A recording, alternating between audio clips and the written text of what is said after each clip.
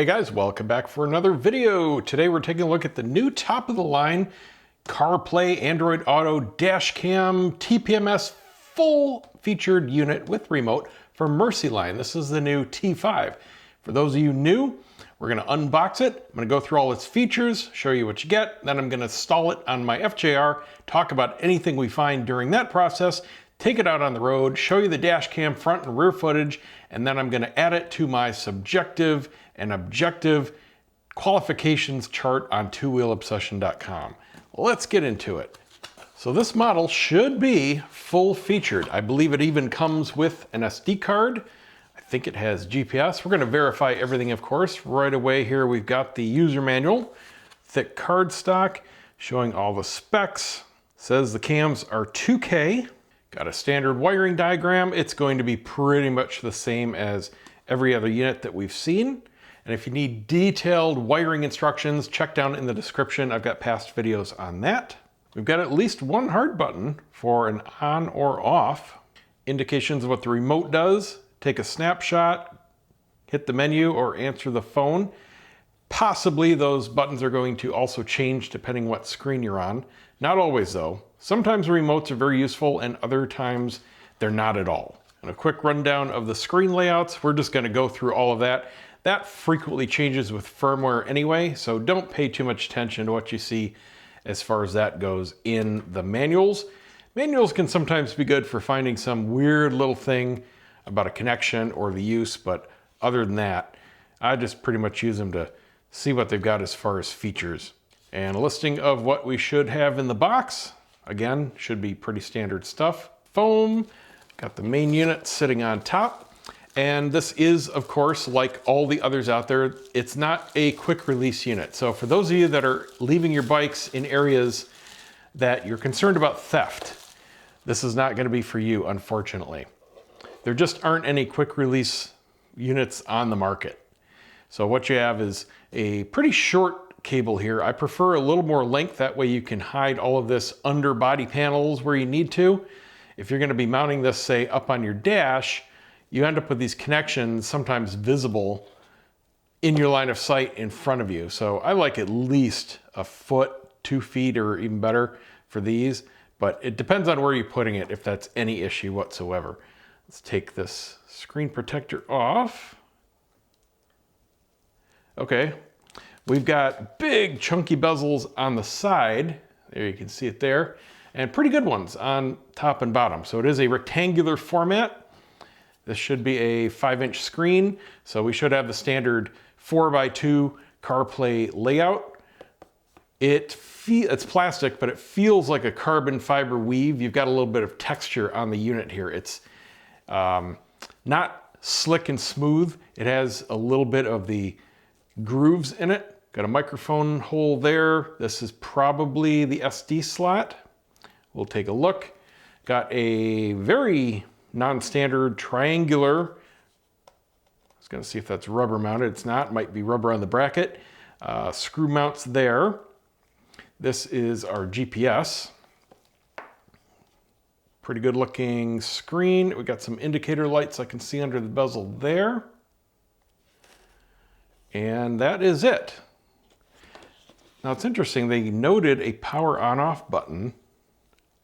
Oh, right there. It looked like a rubber foot.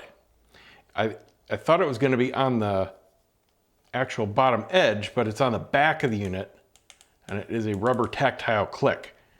So that looked like in the diagram, at least, it was the bottom, but I can't tell what's the top and bottom, although the GPS is probably the top, so that puts it at the bottom left.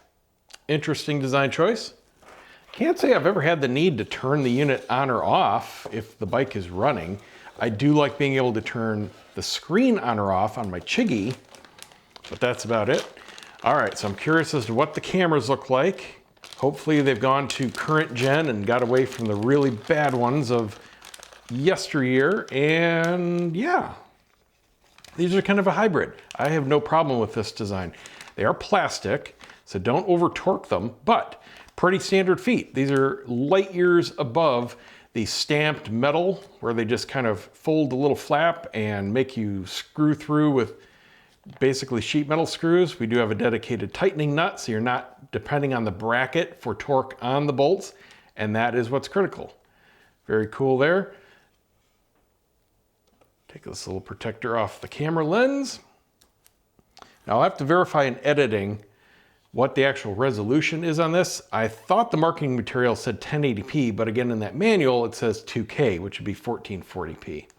And then the nice plastic swivel brackets here, you just loosen the nut and you can swivel the camera. Here's the up indicator, although always test this before you get it really cinched down, because I've run into multiple units where the sensor inside is not mounted in accordance to this ring indicator. So even though the outside says it's up, the camera isn't when you turn it on.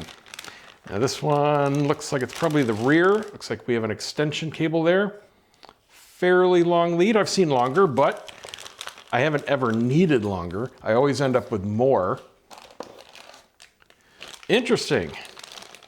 Now this looks like the rear. So that's the first front I've seen with an extension. So they both have extensions. That's cool. That gives you more flexibility. So with the front one, I usually want it as short as possible because on my bike, it ends up being like a 3-foot run. So that's cool. Maybe I could just shorten that and I don't have to loop anything. And then we have, should be our power connections. Now in all of these units, I'm putting them into a Fuseblock. So I snip off whatever ends they come with. In this case, we have the standard little C-mount, or C-clip, I can't remember what you call these. Anyway, I snip these off and go to bare wire, and then they give you a mini fuse on the actual positive. So I'm gonna snip that off as well. But if you have a Fuseblock that could accept this, I guess you could just plug that in instead. I personally wouldn't do that. I would just go standard. We've got our transformer, and I was gonna see if it had a signal. This just looks like accessory and ground. Where's the power? There it is. No, that's the main wire to the unit. Is it just a 2-wire? Sometimes they're just 2-wire now. Used to be common to have 3, but nope. Okay, this is just a 2-wire now. So this is gonna be on all the time. You definitely wanna run this through a Fuseblock. Do not wire this directly to your battery. And I've got a really inexpensive, great $20 Fuseblock, which is perfect for doing this kind of stuff, down in the description. Here's our bracket. Now, not a lot of these units come with a way to easily mount it to a ram ball, which is my preferred way. However, this one does.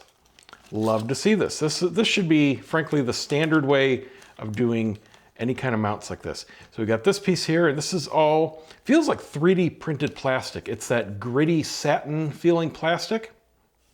So we got this that mounts to the back of the unit right to a ball, and it's got a little rubber ring on there.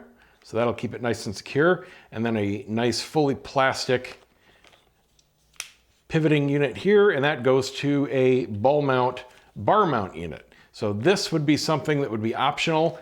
I won't use this on my bike. I can just take this off and go right onto one of my ram balls with this. Bing, bang, boom. Absolutely perfect. That's what I want to see. And they give you a little micro SD card reader if you don't have one for your computer. And this is the last bag in the box. I want to see if they give you a card. It's probably in the unit if they do. I thought I read that this does come with some capacity of card. And here we have the TPMS units. They are the older kind, so they're definitely larger. And what that means is you're gonna want to use metal valve stems with these. That is simply a must when they go over a certain weight. So far, the Chiggies are the smallest. The Fobo Bike 2s, which are just standalone TPMSs, are kind of in between. And these have some good weight to them. They're not real heavy like the ones from several years ago, but they're about twice as heavy as the Chiggies. So you definitely need metal valve stems if you're gonna run these. Just note that. And then we have the remote control unit. And is that integrated? That would be a bummer if this is an integrated bar mount. All right, we've got some kind of swivel. So this is not one piece of plastic. I'm wondering if, yep, okay, there's a screw under there. Good, so you can remove this, which I will definitely be doing. I don't even have a bar on my bike, but if you do have a small bar, there you can mount that somewhere.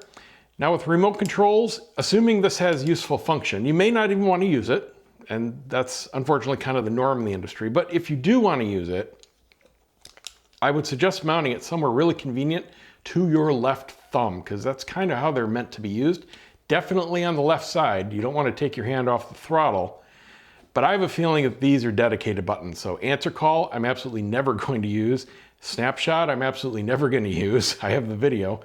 And to get back to the menu, I don't need a dedicated remote button for that. So I'll quickly verify what the functions are here. And if that's all they do, I'm not going to bother installing this, but just know it's here and you can take this off and surface mount this with double-sided tape or however else you want to.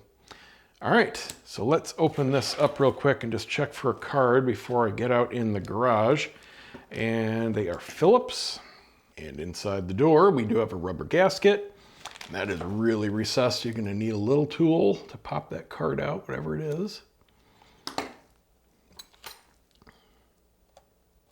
And we have a 64 gig card, which is about the bare minimum, in my opinion, for running 2 cameras. But it's nice that they give it to you. You don't have to purchase anything to be up and running. So we'll stick that guy back in, button this back up, and go on the install. I'm also going to be testing the battery voltage in the TPMS system. About 25% of the time, doesn't matter what brand, they are delivered either dead or just about dead. And that's simply because the vast majority of them are still being shipped with the batteries installed and live in the units. So however long between installation and you get them, they have been running down in power. Very few of them are shipping separately or with little plastic tabs to make sure that they're 100% fresh by the time you get them. So we'll see what they do here. Maybe they have some little plastic tabs. That would be nice. All right, on to the install. All right, first thing to do is get this mount on. This just goes like that, and then they give us 3 mounting screws. I would suggest a drop of blue Loctite on each of these, and then just snug it tight, good and hand tight. So just for the purposes of this review, I've got it up here on my left ball mount, and the bracket they give you is actually very sturdy, especially because they have the nice rubber O-rings on the ball. Locks in rock solid. Now here you can see why I prefer the longer leads.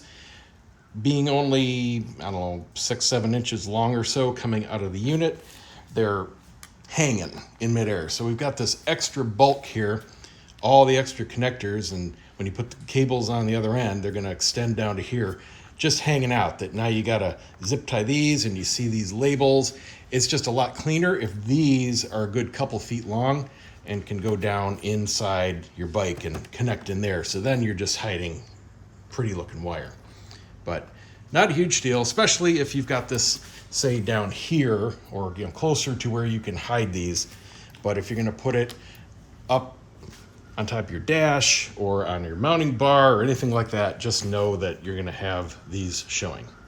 Now I'm gonna pop open the TPMS sensors. They do give you a wrench. You just put the wrench on the underside there and spin it apart. Should be a rubber O-ring in there. And let's measure the batteries and see if they gave us full ones, barely okay ones, or dead ones. Can go either way.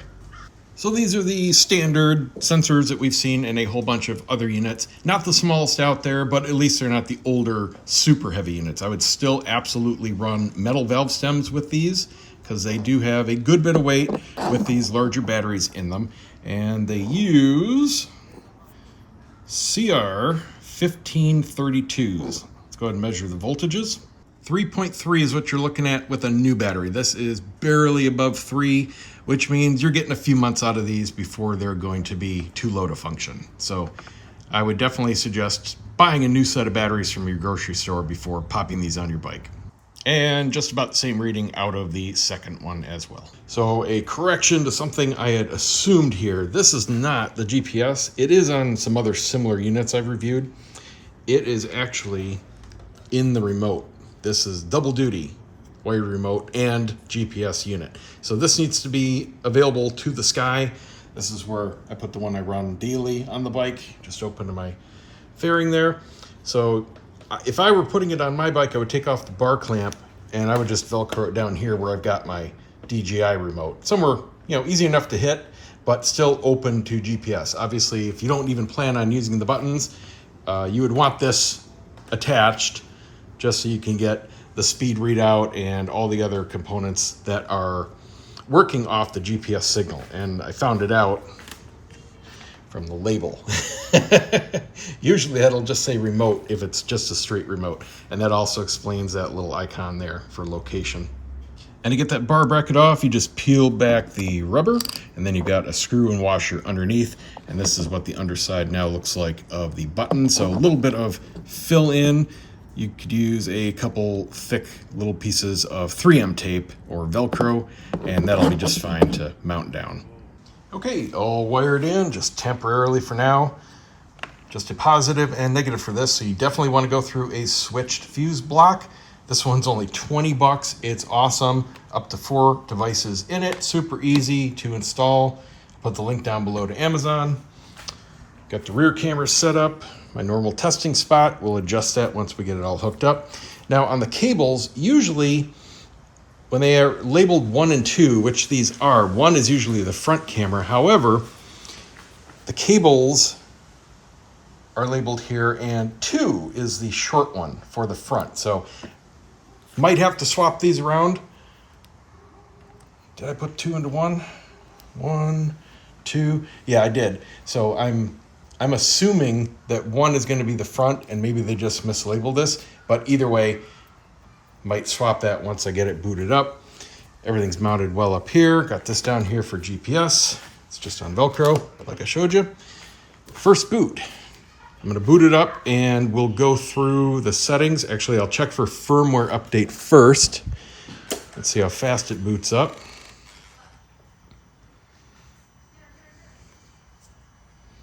Nice high-res screen. Can barely see any black or backlight. That looks very good. We've got a red dot in the corner there. Not sure if that means... All right, abnormal tire pressure. It's probably got the type that only reads when they're going. All right, blinking, now it's recording. So it's got that default card in. The tire pressure, maybe it needs to pair them first, or maybe it is paired and they're just not reading yet because, like I said, some only read periodically after they start moving, and that saves battery life. Personally, I prefer the type that are always reading so that you never have this false warning and you always know if it's low when you go to start out. You might have caught a screw, you get on your bike, it's nice to pop it open or turn it on and see, oh, I've got a tire that's down before you end up going on the road. So we'll check that out. Now, how do we get off of this screen? Okay, just tap one of the tire things, I guess. So I've got to set GPS and time and all that. We're in Celsius. We'll figure out how to set that. We'll pair, let's see, do I need to pair? Yes, I'll pair via Carplay. That takes place afterwards. Big setting screen, and I like that they hide the icons here so there's no doubt you've got another row. Unlike some other units that are perfectly cut off, and I didn't know there were other screens there until later. All right, now I just want to look for updating version probably. Not all of these have over-the-air update capability. I'll verify on the website too here in a second, just to see, because sometimes you have to download it yourself and put it on the card to initiate the update, and some units will never have a firmware update, which is fine if it works fine. And I'll do that right now. Hang on.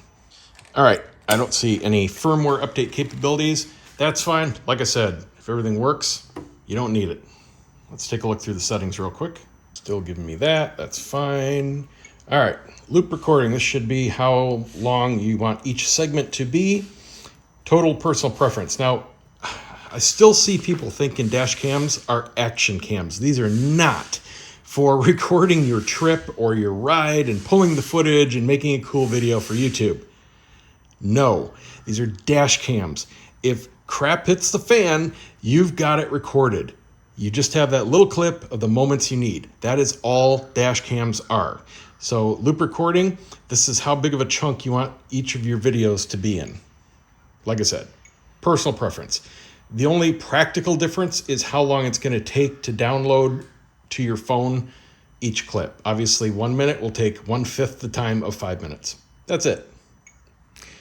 Phone sound. I'm assuming they're talking about this little beep I hear. Nope.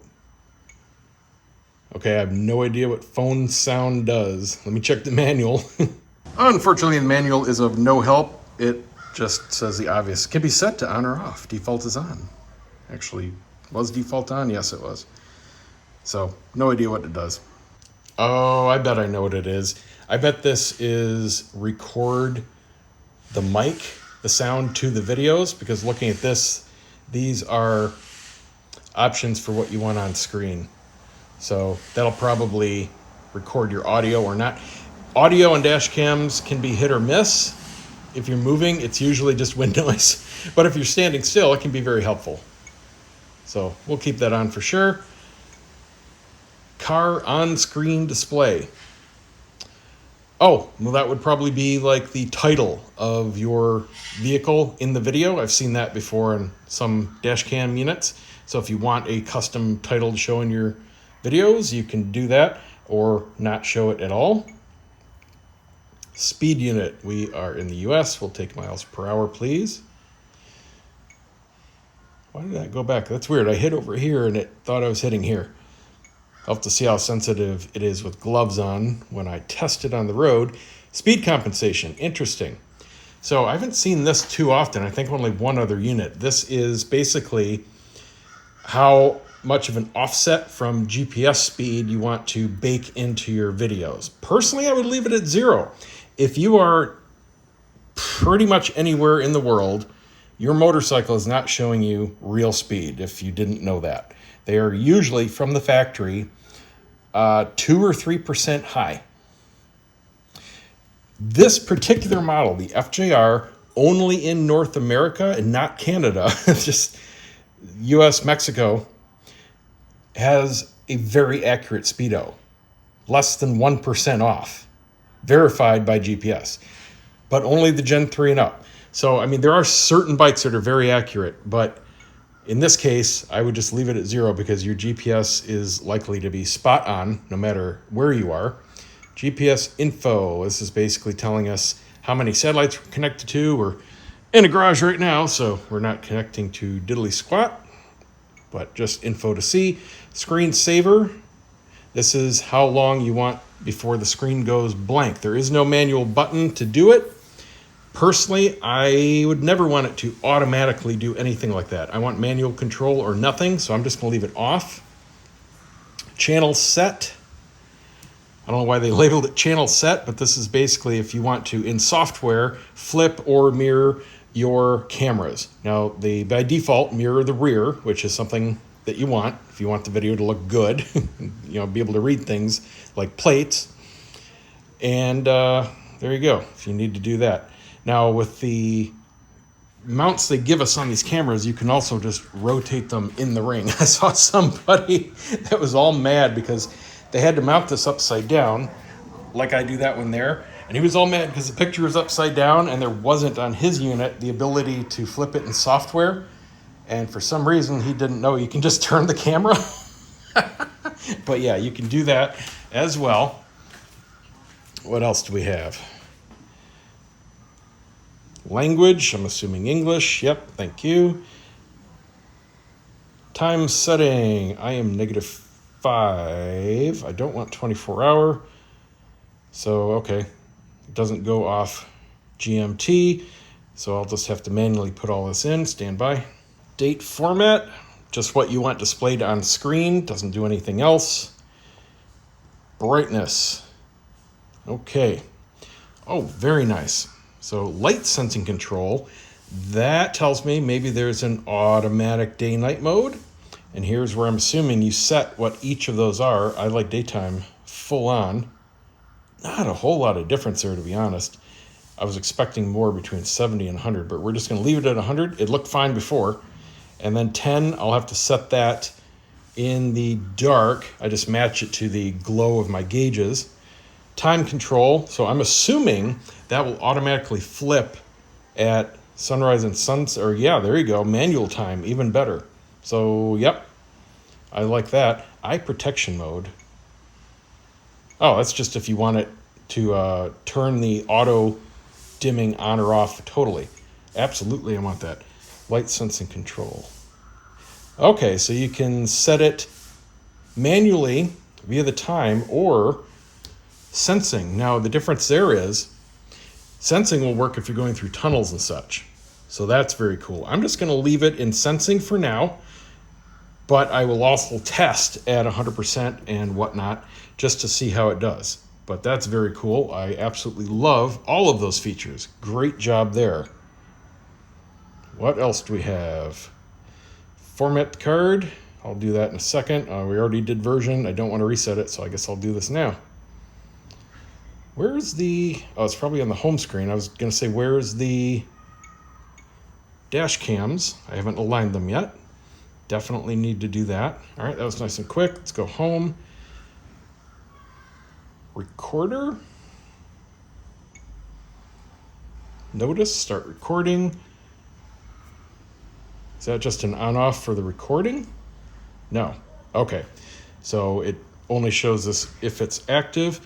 And boy, I sure thought I aligned that top ring. I've said this a million times before in my other reviews. Verify, do not go off that little top indicator on the cameras, because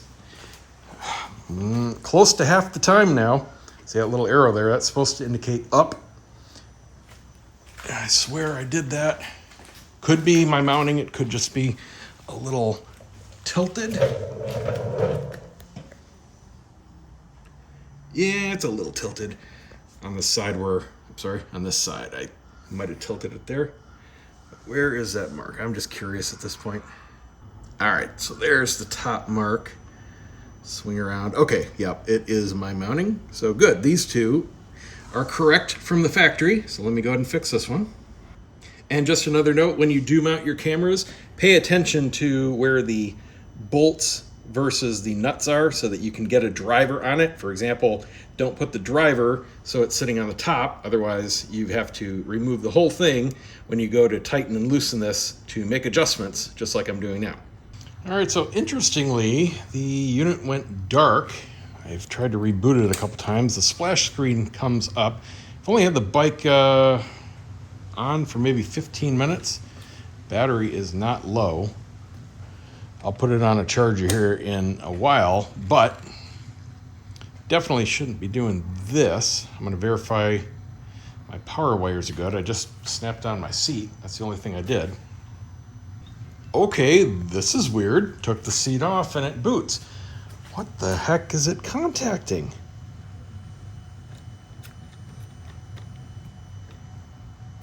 Shouldn't have anything to do with anything.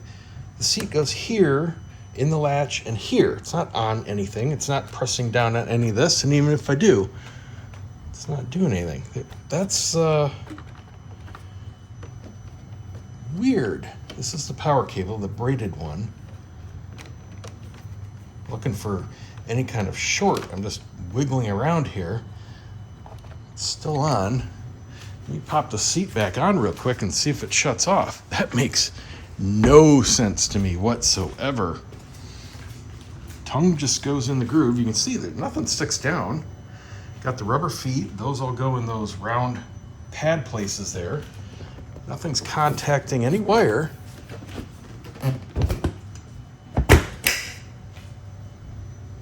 Let's try it again. I shut this on and off 4 or 5 times, including what you saw in video. Didn't change a thing except I took off the seat. Okay, that's just weird. That's a ghost. I have no idea why I did that. Anyway, got the camera aligned. That's the front. Do we swipe for the rear? Do we tap? How do we do? Okay, I think it was just a little slow there as it starts to record. There is a delay of several seconds between the time it boots and it starts recording. So probably not the fastest processor in the world. Swap back, that is correct. Do we have any split screen? We do. One more. How do we change? Might not be able to do. Come on, that's weird. Now swipe isn't working. I can tap. I don't know why the brightness jumped like that. I've still got it in the automatic mode. Tapping it doesn't seem to do anything. You saw it jump though. It's kind of doing stuff on its own. So I was seeing if you could change the split screen. Sometimes there's another mode, but it doesn't look like you can. Okay, now it's not. It's really slow. It is very slow to respond. It's just super laggy. Let's see if we have any separate settings in here. This should be manually stopping. Had to hit it twice. You heard it beep. It didn't register though. Like I said, this is not the fastest processor by far. That's take a snapshot. This is to manually lock a clip. I didn't start recording. What? Okay. Whatever. That's if you want to record audio or not. This is to manually swap through the cameras. If you don't want to swipe, and I would suggest using this button because the button works. Swiping doesn't. This will go back home. This will probably take us directly to CarPlay, which I have not set up yet. Yeah. So back to home. On the home, this should be a speedometer when we start moving. Now I need to see, how do we pair? Okay, so tapping on, it wasn't in settings, but if you tap on the actual tire pressure readings here, we can get into that. I want PSI and Fahrenheit. They say low voltage alarm value. Another translation error, that should be pressure. So just note it's talking about your tire pressure warnings and the temperature of the tires if you want that warning on. And then we have front and back abbreviated. And I don't know which is which. The sensors are labeled A and B. I'm assuming A is front, but never know. And I'm thinking we have to pair them first. Let's see what this does. It's thinking, it's taking its time. I have no idea what it's doing. I'll check the manual here in a second, see if there's anything special to pair them. All right, that's just kind of hung. Probably have to reboot it. Let me pull up the manual. And of course, nothing useful about it in the manual. The only thing useful is how to pair your phone. And I did have to reboot to get out of that loop. Let's just go back to that screen one time. I'll just wait until I'm on the road and see if they pick them up. They may be already paired, but either way, that doesn't do anything right now. I'm gonna go ahead and go into CarPlay. I'm assuming mobile link. Here we go. So this should tell us basically to connect your phone via Bluetooth and then connect it via CarPlay credentials. And then it should be automatic. We'll see if it auto connects after I do that. What are we doing here? All right, so I guess that's just telling us what to do. There's actually no buttons to hit. This is probably instructions for Android. No, I don't want to switch. Wi-Fi, is that just to pull down? That's probably instructions on just connecting to its Wi-Fi. And I need to see if there's an app for pulling down images. I didn't see anything immediately. All right, so I'm gonna go ahead and do this. CarPlay setup was flawless. So now we're in the standard screen here. Looks very good, excellent quality screen, top notch. I'm excited to see how bright it gets at night and all of that. Note, the one thing I can't test on this right now because it's the middle of winter and I need hot summer Florida days is if the screen will overheat in extreme heat conditions. So won't know if that's the case or not. Most of them do, but I've had some recent ones that don't. So no idea if it does or not. Anyway, let's go into music and see how fast things pop in compared to everything else. Got this overlay from the unit itself. Luckily that goes away. All right, that was fairly quick. Let's go into playlists. I don't like that it pops up with every key press though, because I don't want to see the home menu and all of that when I'm doing stuff. I definitely want that turned off if that's a setting. All right, that plays just fine. Very snappy in CarPlay. So some settings in here, a little laggy, but some excellent.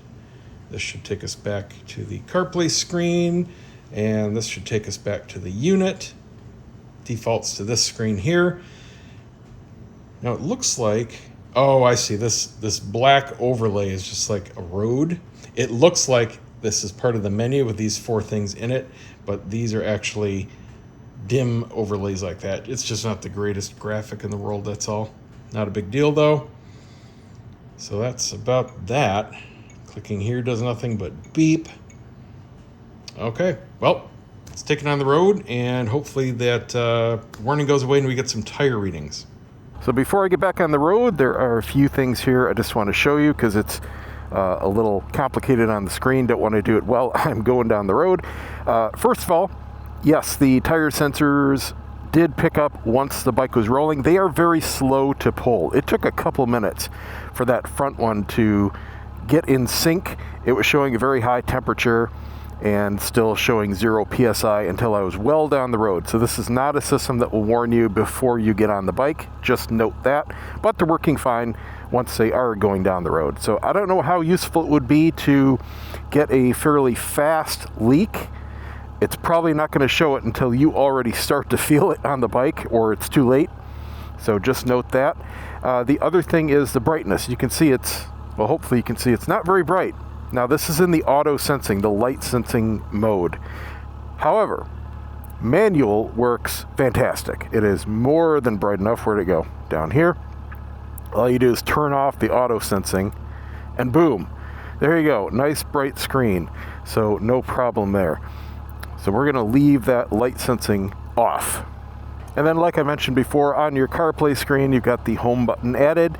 You can rearrange most of this on your phone, and it takes you right back to the screen. All right, let's get moving.